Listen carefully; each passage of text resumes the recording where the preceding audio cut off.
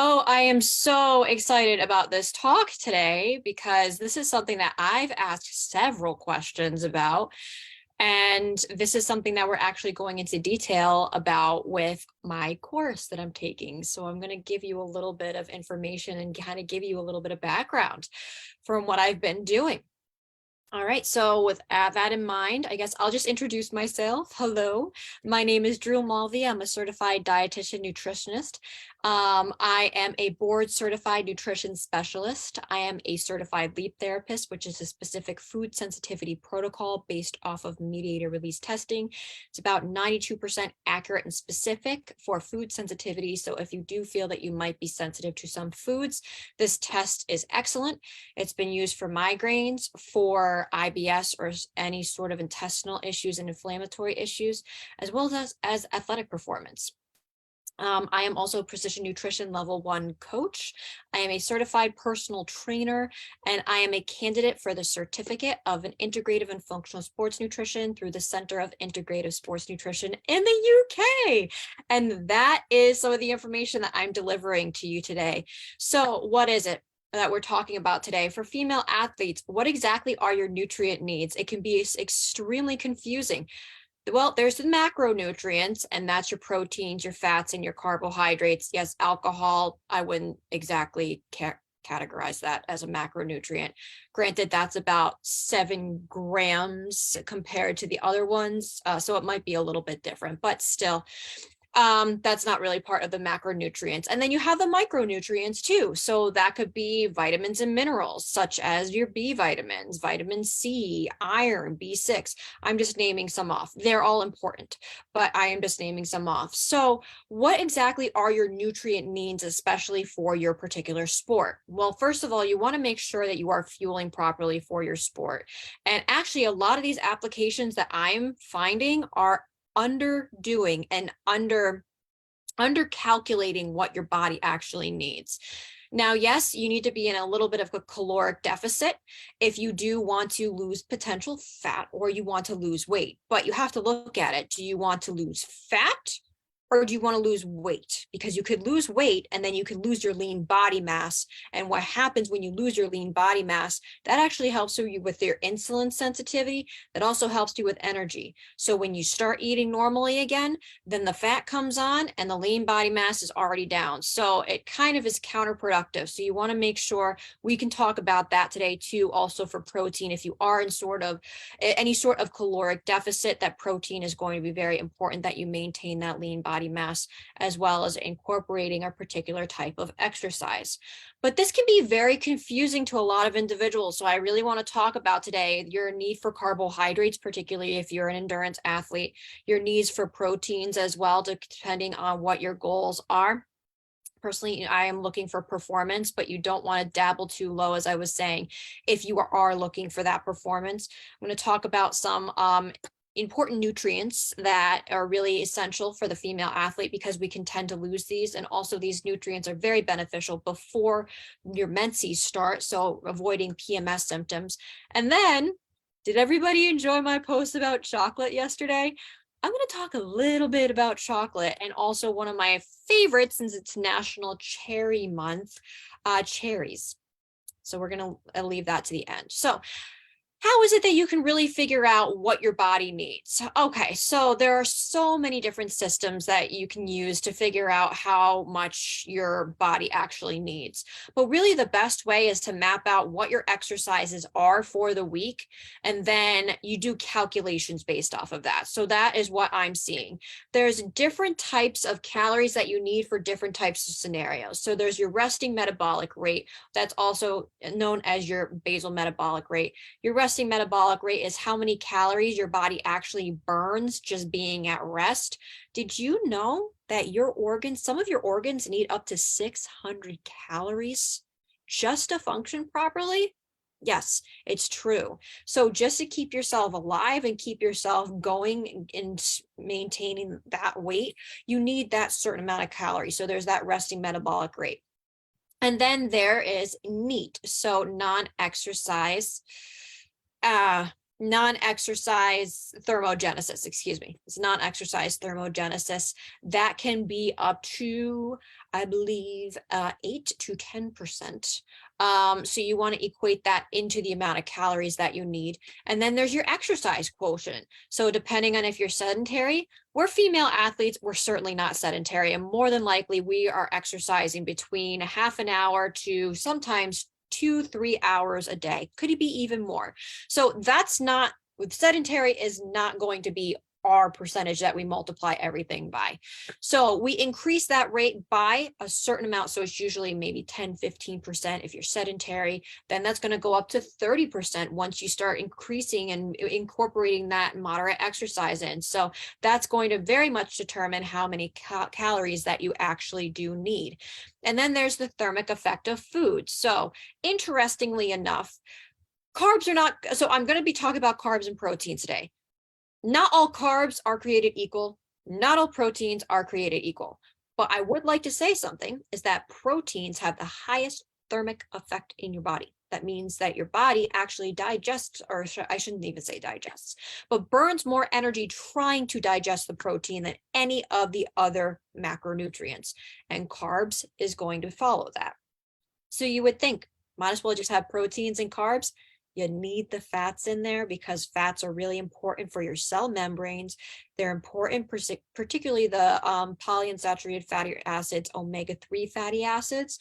Be careful because they can be very I don't want to say pro-oxidative. They can be prone to oxidative stress. That's what I was trying to say. So you need to adding in a little bit of vitamin E. Here's this freebie. Adding in a little bit of vitamin E actually helps to protect those membranes and protect that fat. Actually, body products. If you are looking for any oils, adding in a little vitamin E helps to protect the oil. Anyway, that's something different. So you do need fats in there to be able to also absorb your fat soluble vitamins as well. So you don't want to limit the fat. You want to add that in. I shouldn't even say a moderate, a normal amount. So you need those. Okay, but with that in mind, so protein and carbohydrates, I'm going backwards. Okay, I'm going too far forwards. I apologize, everybody. I hope you're still with me. Okay, the thermic effect of food. So a carb is not a carb, or not all carbs are equal, not all proteins are equal. And this was actually done. So interestingly enough, there was a study done on athletes or active individuals where they looked at a group that was consuming processed cheese and processed bread. So white bread, and I don't even know what the cheese was. It just said processed cheese. And then there was another group that was ingesting more of the whole food version. So a really whole grain version, as well as maybe like a cheddar cheese. They actually found more fat loss and reduction in body mass with the unprocessed, I shouldn't say unprocessed, but minimally processed versus the processed foods. Why is that? Because your body is able to uptake that energy a lot quicker. And yeah, that can be great when you're in the middle of a race and in the middle of a marathon. You're going to need that quick energy, but that more absorption of that energy can actually contribute to that as well. So you want to try to go for more minimally processed proteins and carbohydrates. So carbohydrates, that's going to be your sweet potatoes. That's going to be your brown rice. That's going to be your quinoa, your fruits. Yes, bananas, mangoes, blueberries, whichever fruit you like in there. And then your protein. So eggs, egg whites, chicken, and some vegan proteins in there. I really like organic tempeh and organic tofu, but there also are some great protein powders in there that you can add into that's going to provide the protein and the carbohydrates that you need. Again, the more minimally processed ones, your body recognizes them more and they're going to have a greater thermic effect. So more energy is going to be expended digesting those things than something that is simply processed. Now, going to that, what exactly are our protein needs? What exactly are our carbohydrate needs? Well, carbohydrate needs are going to differ immensely depending on how many times. Well, yes, how many times you're training, as well as how long that you're training. So what exactly are your carbohydrate needs? Most of us, I'd say we're training at least an hour a day. roughly maybe some moderate exercise. So for those of you that are having moderate exercise, probably below maybe 30 minutes a day, or not 30, excuse me, below an hour a day, then you're only going to need about 3 to 4 grams per kilogram of carbohydrates. So for me, I'm a 62 kilogram woman. So that would be 240 carbohydrates for me. Now, for me, that almost sounds like that would be times 4, right? So up to 5 would be, come on, you have to help me with my math. That would probably be 3, right? So it could be roughly, I'm going to say between 200 and 300 grams of carbohydrates just for me, because I am a 62 kilogram woman. Now, if my exercises go up, then I'm going to need more carbohydrates. If my intensity is going to go up, if my timing is going to go up. So if you're ranging about an hour for your workouts every day, roughly, that's gonna increase to about 6 to 8, roughly, I want to say.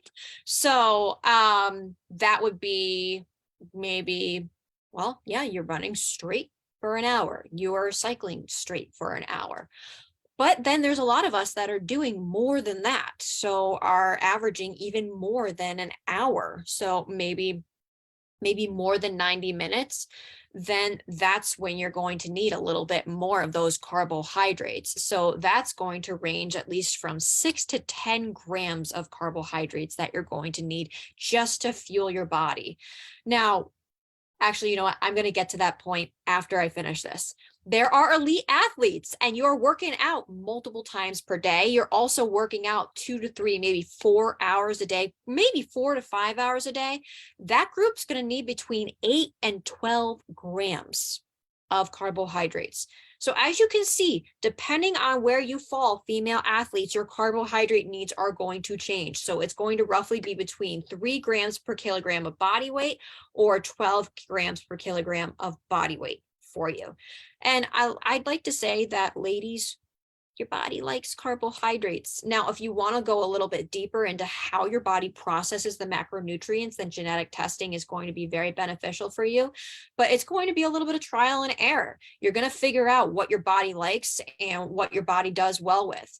Now, what I like to say about the carbohydrates, that you want to time a lot of those carbohydrates around when you're working out, because you're providing that quick energy and you're also storing your muscles with glycogen.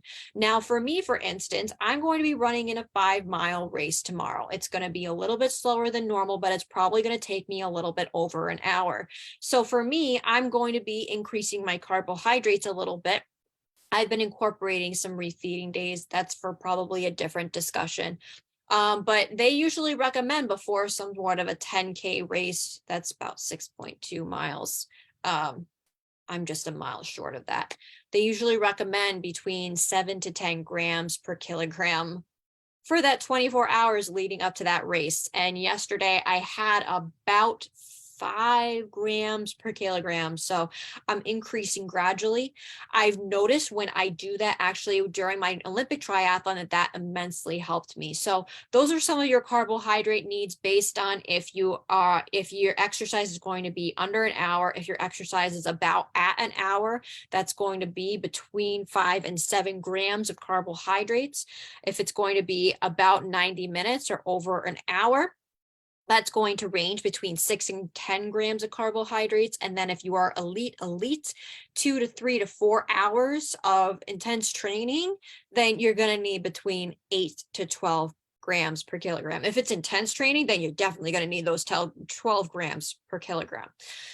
So with that in mind, that is your carbohydrates. So what about your protein needs? Well, first, let's talk about why protein is so important. Protein is very important for maintaining lean body mass. It is comprised of amino acids, and those amino acids can be it can go into several other processes in your body. For instance, tryptophan is very important for serotonin production. Tyrosine is very important for your thyroid molecule and production of your thyroid molecule. Actually, phenylalanine can be converted into tyrosine. So phenylalanine is actually an essential amino acid. That means our body cannot generate it and we need to get it from food. But the most important of those, especially for maintaining that lean body mass, particularly for athletic recovery and muscle protein synthesis, is leucine. So if you're getting a protein powder, looking at that leucine content and adding that in with the other essential amino acids. So how much protein exactly do you need? All right, well, it's usually a range between 1.4 to 2.0 grams per kilogram of body weight. The normal recommendation is 0.8 kilograms, or excuse me, 0.8 grams per kilogram for those that are sedentary. So when you're active, did you know that goes up between 50 and 175%? So our protein needs are going to be even greater because it's going to be demanding.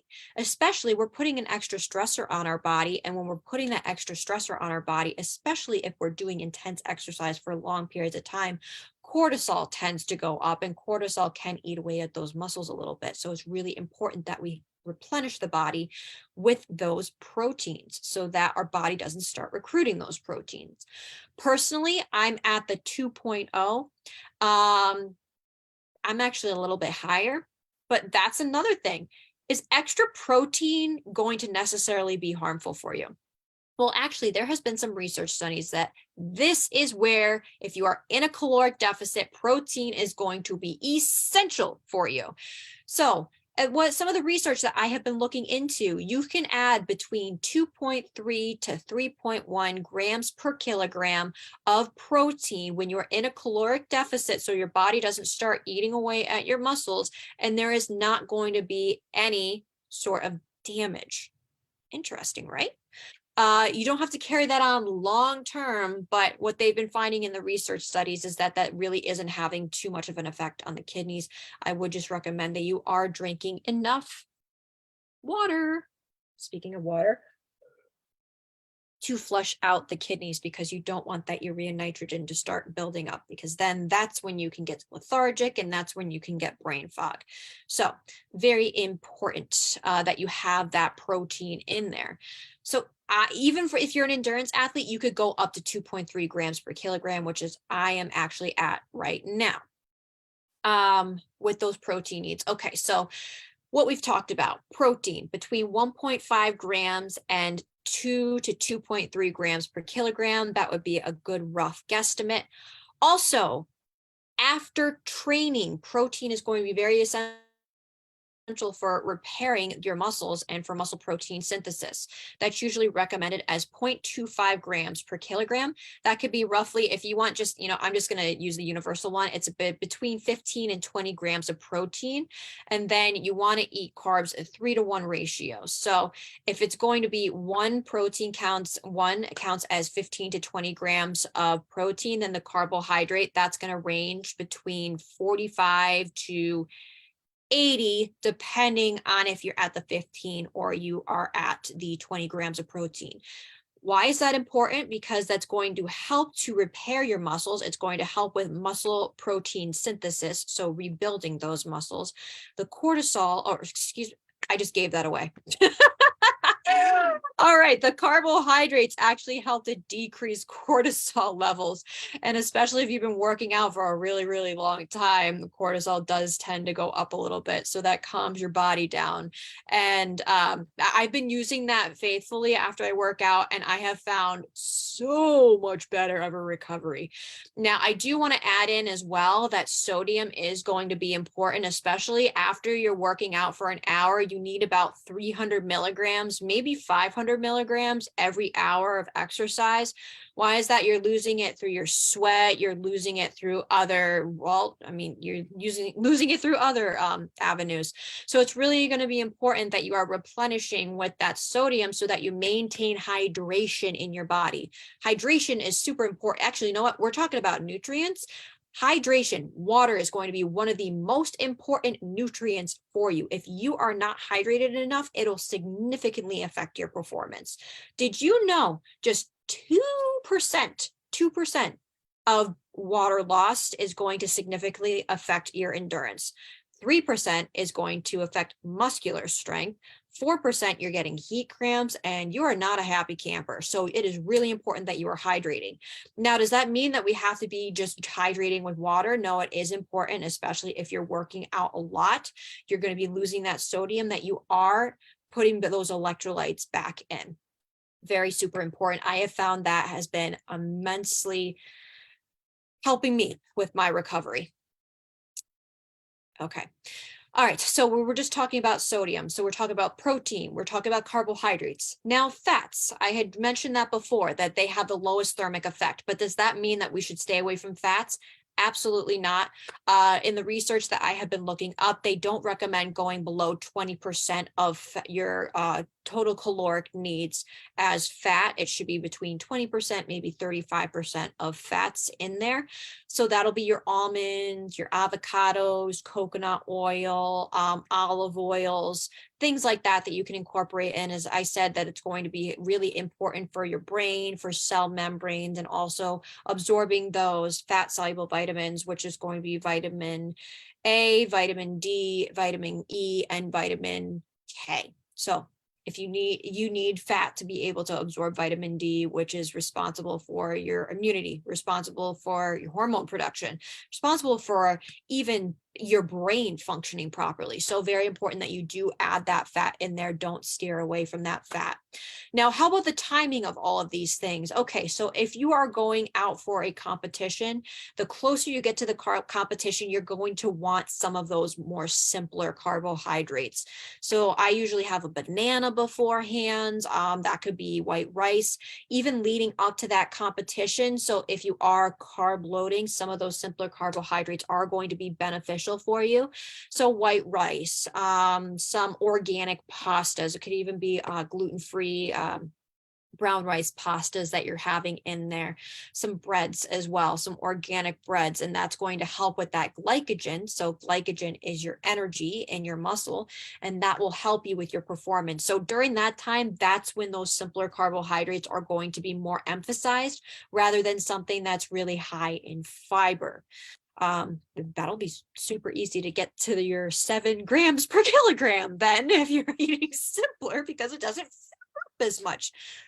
And then afterwards, more of those simpler carbohydrates as well. So I was talking about the 3-to-1 ratio. What I have, sometimes I have sweet potatoes and maple syrup in there.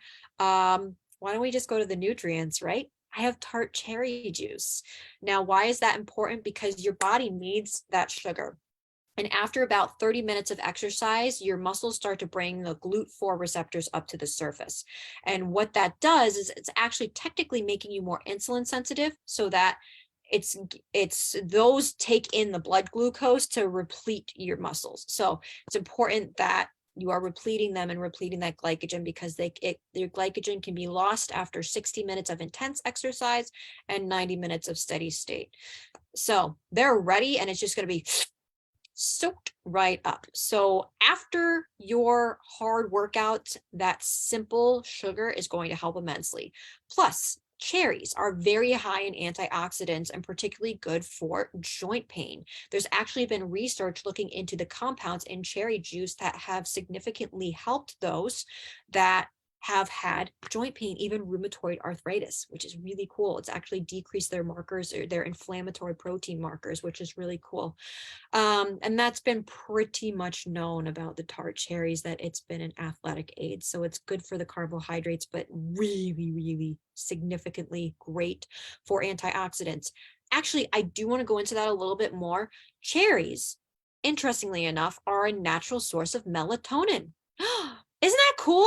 And what exactly is melatonin? Melatonin helps us to sleep, but did you know that it is an incredibly potent antioxidant? Yes. Read studies about this, that melatonin can actually help with muscle recovery. So cherries, all out good. And then if you're on a really long bike ride, why don't you just go get some cherry swirl ice cream? Why not? Right? That was in a different, make sure that you check out that episode, Best Foods for Athletes. Ice cream, especially after a long bike ride. That is one of my favorite recovery foods after long bike rides and long runs. With that in mind, so what are some other nutrients that you want to incorporate into your routine? So B6 is particularly important because it's important for methylation. So methylation is a liver detoxification pathway, and that gets rid of estrogens, that gets rid of steroid hormones, that gets rid of a lot of different toxins. But methylation also helps to protect your DNA, and your DNA is part of your genes. Your DNA makes up everything. So by protecting that, that helps your cells to be really healthy. So you need proper methylation. You also need B6 for the production of dopamine and serotonin, which help with your mood. So you need some B6 in there. And interestingly enough, here's a cool one, especially for those who tend to get a little bloated during their periods and to retain a little bit more water, having B6 in the kidneys actually helps to drain out that fluid a little bit. So it almost kind of acts as that diuretic. Pretty cool. Yeah. So you need to make sure that you have that B6 in you so you're not retaining all that water. I would recommend having that, incorporating sources of B6. So B6, that would be sweet potatoes, avocados are really good. Bananas in particular, very good for B6. Pistachios, very good for B6. Incorporating a little bit more of those, especially about 1 to 2 weeks before you're getting your period. And that'll actually be your luteal phase. Other important nutrients for female athletes, iron. All right, so we think that iron has to do with just blood loss, right? Yes, well, we're losing blood with our menses every month, and that could also decrease iron. But did you know that inflammation can actually decrease iron levels? Yes. And what's happening if we are going all the time? That's placing an extra stress on the body. So it's really important that we have enough iron in our body. Why is iron so important? Well, let's talk about the red blood cell. In the middle of the red blood cell, well, I shouldn't say in the middle, but there is a compound known as hemoglobin. And right in the middle there is iron. Iron helps to transport that oxygen through the bloodstream and deliver it to other places. Now, if you do not have that iron there, then the blood, you would think the blood looks purple, right? Because it's not being oxygenated. If you're not getting oxygen, you're not generating energy. And if you've had anemia, you know exactly what I'm talking about. So adding sources of iron in there, your animal-based proteins are going to be very important. For heme iron, there's 2 different ones. The heme iron is going to be more bioavailable, meaning that is absorbed more rapidly and better. That's going to be, as I said, your animal-based. There are some plant-based irons too. So chocolate is a good one. Lentils are another really good one. Black beans are an excellent source of iron as well. But you want to make sure that you're coupling those good sources of iron with a source of vitamin C. So that would be broccoli, that would be tomato sauce, that would be some, I shouldn't even say citric acid, but your citrus fruits in there. Strawberry is a good source of vitamin C. And even check this out. Potatoes are actually a really good source of vitamin C.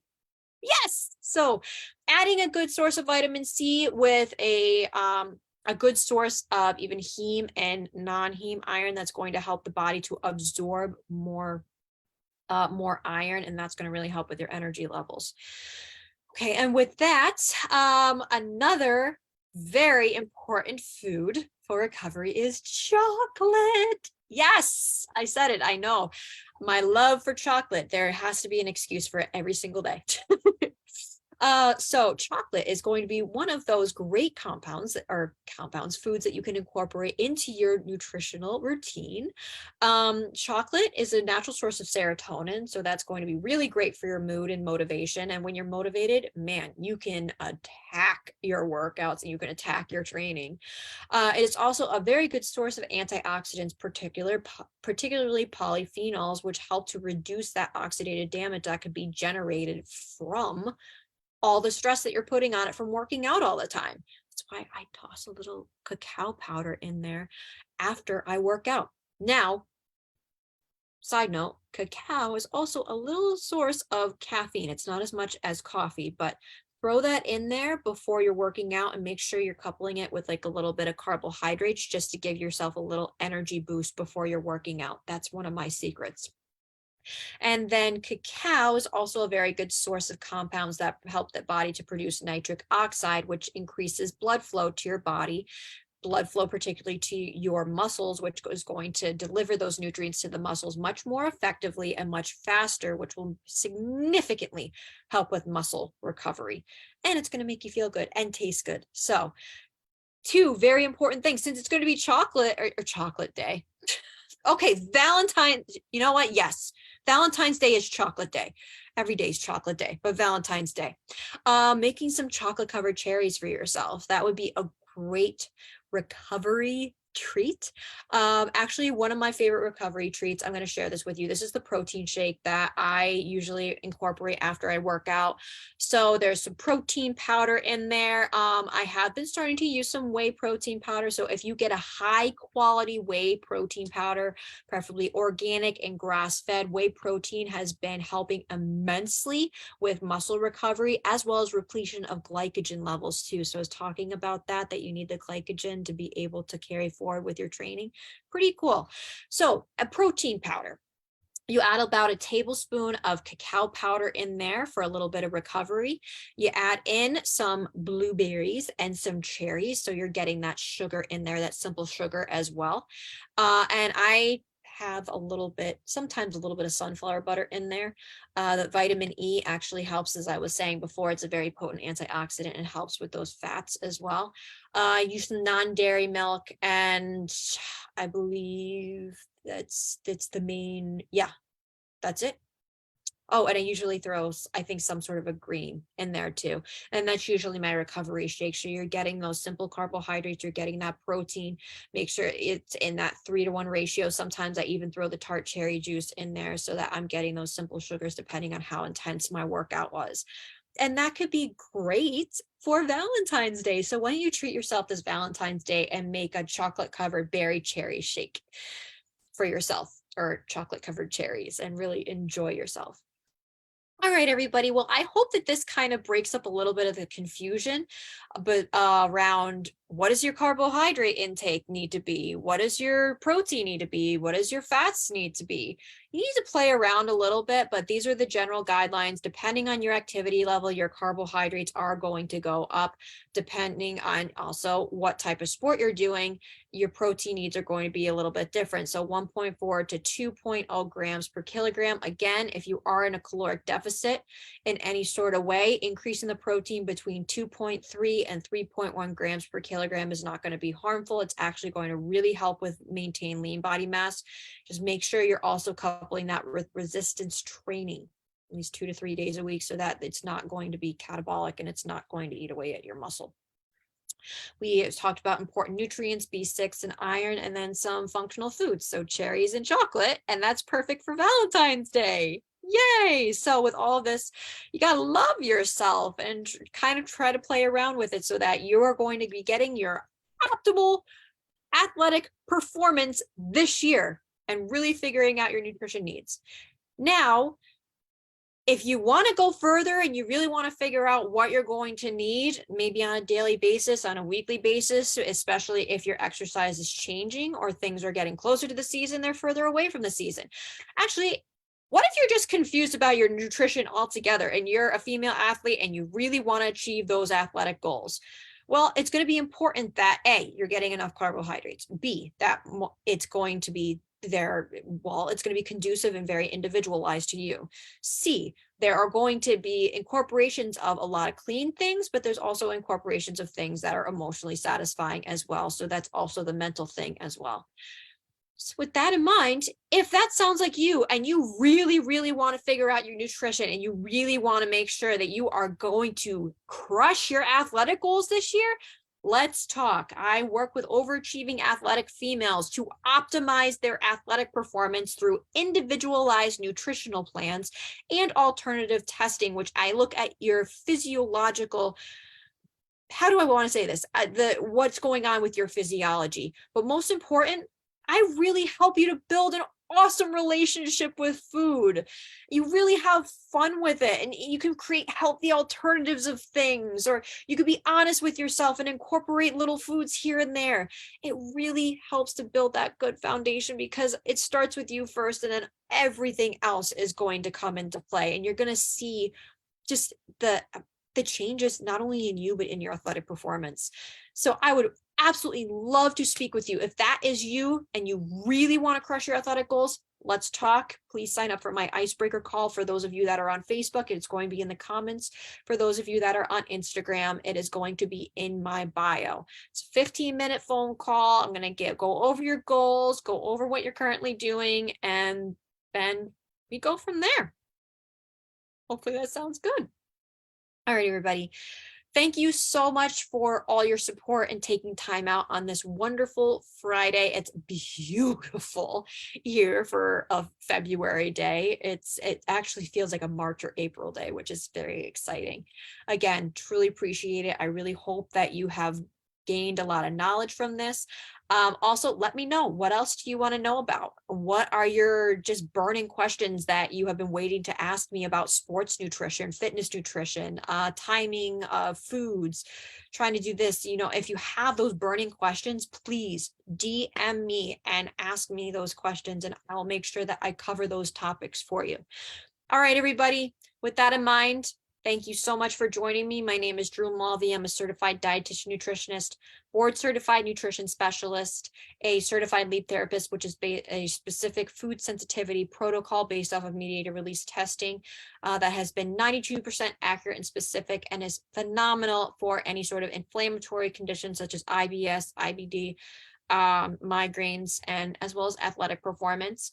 I am a certified personal trainer through NASM. I am a precision nutrition level 1 coach, which is more holistic sports nutrition. And I am a candidate for the certificate as an integrative and functional sports nutritionist through the Center of Integrative Sports Nutrition in the UK. So I've got a lot to offer you, and I am so excited to be able to offer that to you. With that in mind, I hope that everybody has a wonderful Friday. Take care. Bye-bye.